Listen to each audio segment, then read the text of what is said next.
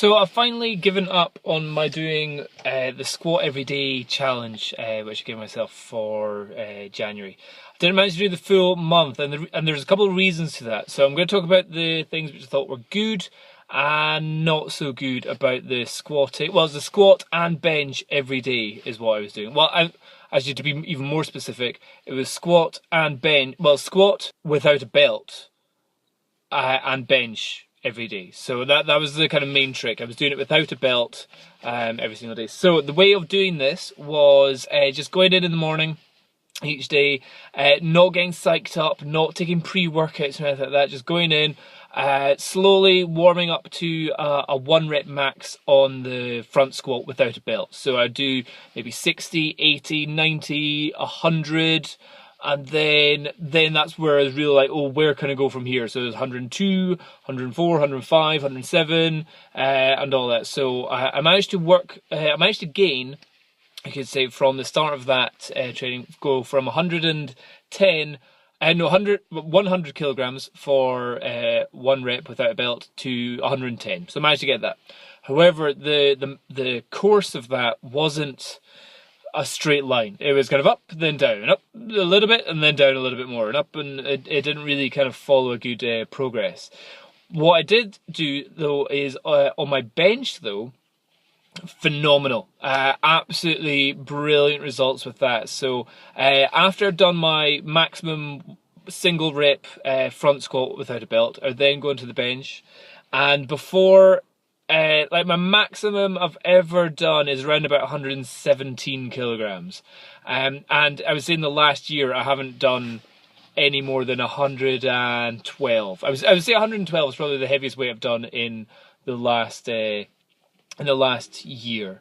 And on my last day before I did this, I was doing Wendler 531 on the chest, on bench, and I was doing 107 for 3 reps on bench. I was happy with that. But then when I did this, oh, it was brilliant. Really, really good results on the bench press with this. I got up to 115, 117, 120, 22, 24, 20, 125 kilograms, which I was very happy with. The other thing is that my rep range also got better for the lower weights. So my lifetime personal best was 3 reps with 110 kilograms.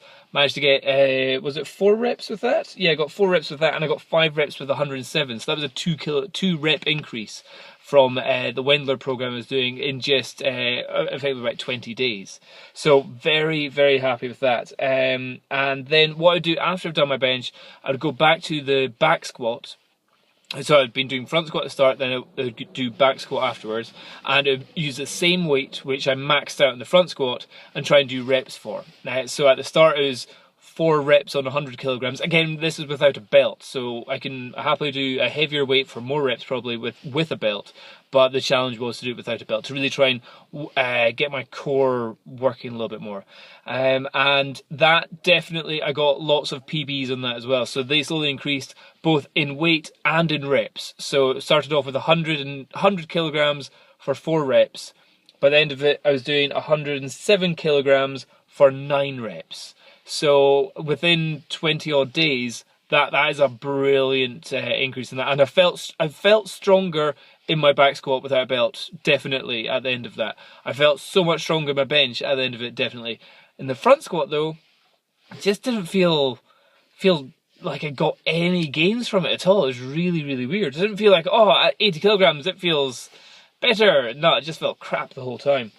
So here's a couple of the benefits and drawbacks I'm going to talk about here. So at 4 minutes 20 seconds, some of the benefits is one of the best things about this is the fact of all the stretching you're doing every single day. So going in, I'd be doing, I think it's called alternating groiners. I would be doing pigeon squats or something like that. There's a whole bunch of things which I'll put a link to a guy who does great kind of mobility training and stuff for stretching your ass, your legs, your hips, your knees, all that kind of stuff.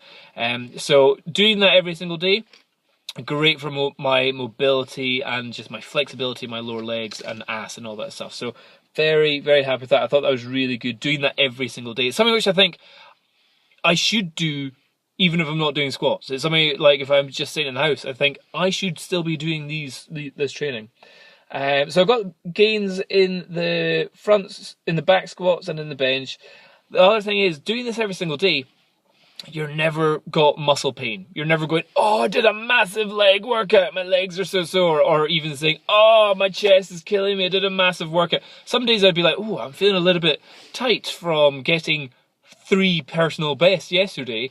But then I'd go back in and maybe the weight would probably drop by about 3 or 4 kilograms. But I'd be like going, I can still happily do this. There's no kind of like, oh my God, I'm so sore. So that was great. The ability to just go in every day and do it.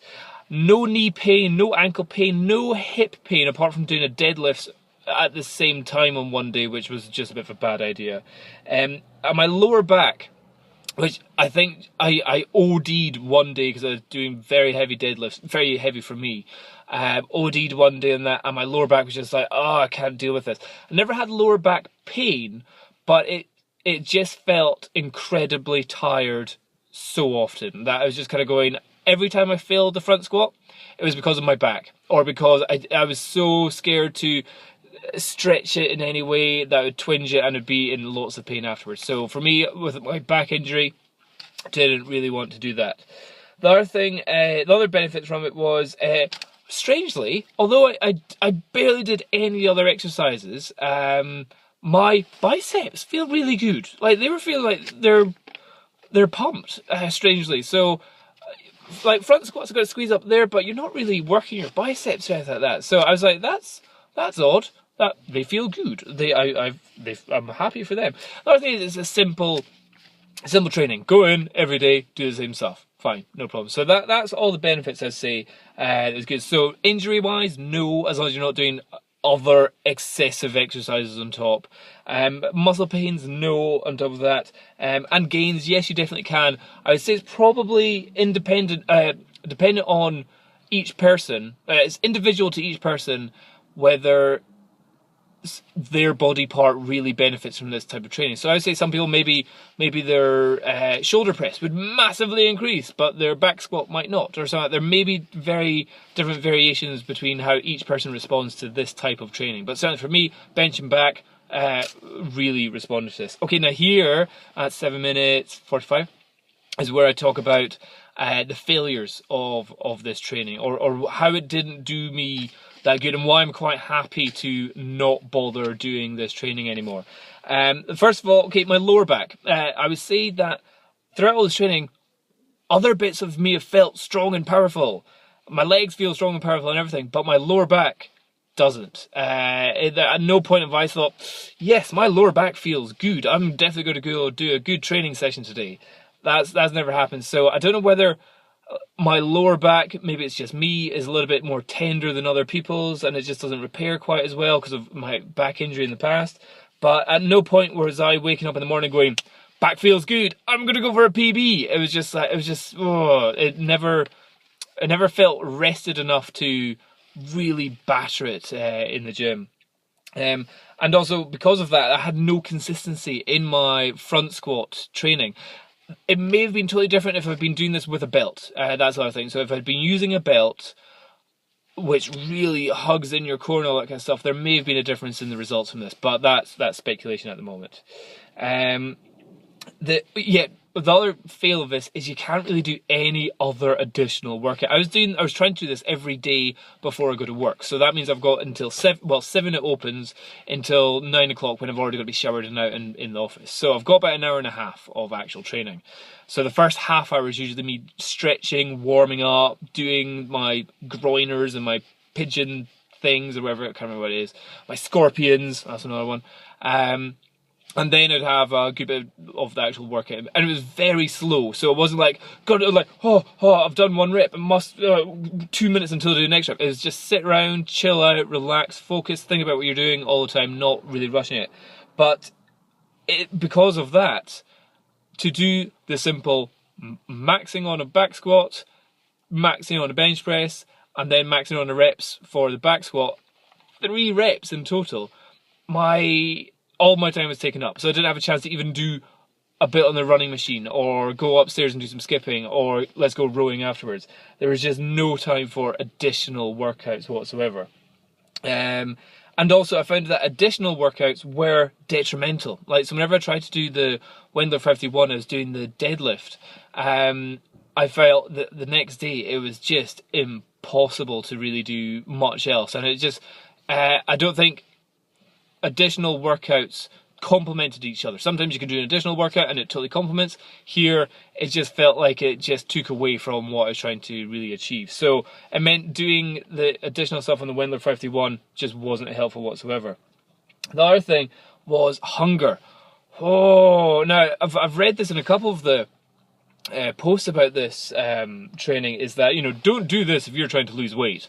And I'm like, yeah, fine, okay, no problem. I do fasting every day. I normally don't eat until around about 1 or 2 o'clock. What's time? Just now it's around about 1 o'clock. So I'll have my lunch in about an hour or so. And I would do that every day. It's not really that difficult. Bit of chewing gum, bit of a coffee, bit of Diet Coke. That usually keeps me tidied over until the time that I start to eat. See, with this, fuck me, my hunger was through the roof. And not only my hunger, but my appetite. So what I mean by that is that I could be going, oh, I'm very hungry, I want to eat. But when I do eat, I'm like, I can eat a horse. And I would just be eating. And I was out for dinner with some friends just the other day, and I ended up eating all of mine, having a massive starter, all of mine, and then everyone that didn't eat out of their plate, I was like, I'll have yours, I'll have yours, I'll have yours. I was like, dessert? Yes, I'll have a massive dessert. And afterwards, I went to the pub afterwards, chatting away, and I'm going, could really do a burger now. Oh, could really do a burger. It's just like, it's like I can eat for a record. You know, man versus food style. So this, and trying to control your appetite, trying to decrease your hunger, doesn't help whatsoever. It's something about the fact that you're not doing, like, if you're doing high intensity cardio, the amount of strain that puts on your innards, it kind of means you don't really want to eat kind of stuff. So HIIT training, I would say, is a great way to slightly lower appetite or hunger. It also increases like your leptin levels and all that kind of stuff. So with this heavy weight stuff, few reps, not a huge amount of volume each day, your leptin isn't increased or anything like that. So hormone-wise, in terms of hunger, is not affected in any way. But the hormone-wise, in terms of, oh, you want to get bigger, means you just feel hungry all the time, or you just want. So I never managed to complete an actual fast. So every day I was like, oh, I need to eat something by about 10 o'clock. Absolutely starving.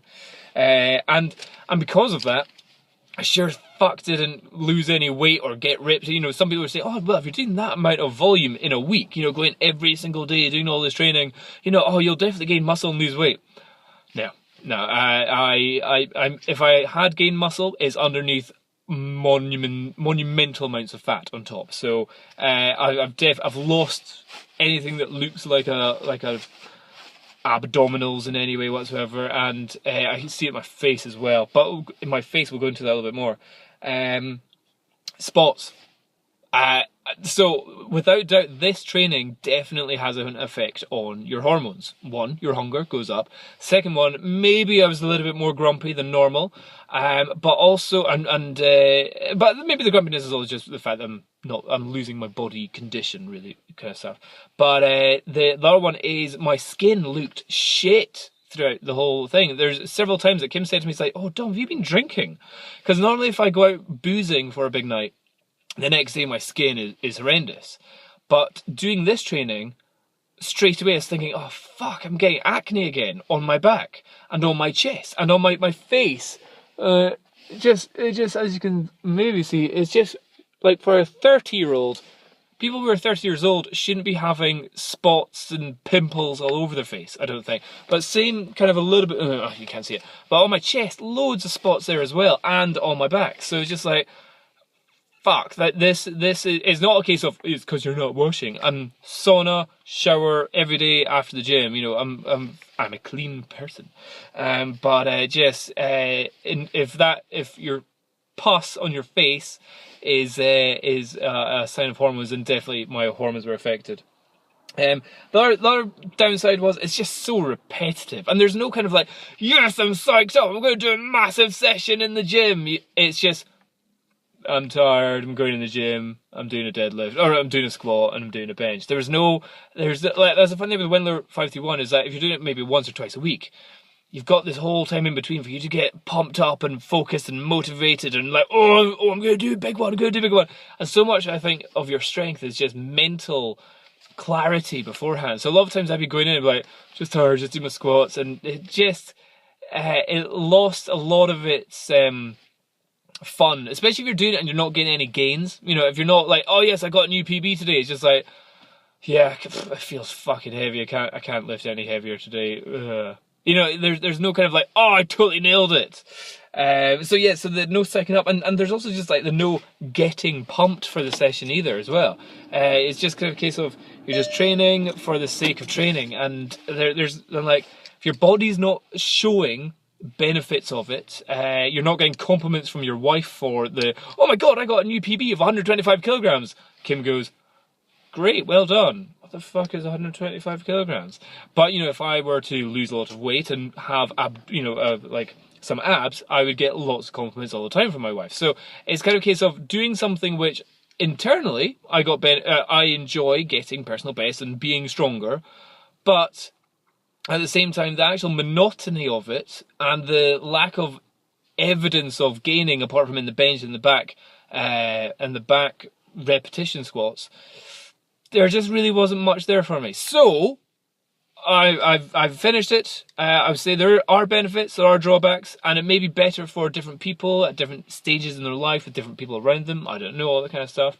But I'd say it's definitely something worthy of trying, and it's a good way for learning what really affects you. So maybe like, maybe your chest is really affected by this kind of stuff, or maybe your shoulders are, or maybe your back, or whatever. But it's a good thing, and it's also good kind of little training of just going, I have to go every day, even if I'm tired, even if I'm sore. And also it's interesting seeing how quickly you stop being sore just because you're doing it every single day, that your muscles suddenly adapt to it and all that. But yeah, I would say good thing to try. But for me, that's me done with it this year again. So I did this before last year, but I did it with a belt and I was doing back squats only. And I went from 120 up to 130. So what I'll do is I'll give a week off and I'll try see what my maxes are next week after I've had like a week off of just doing other training just now. My next video, I'll tell you what my challenge is for February, which is going to be a little bit different. Okay, hope it helps. Cheers, bye-bye.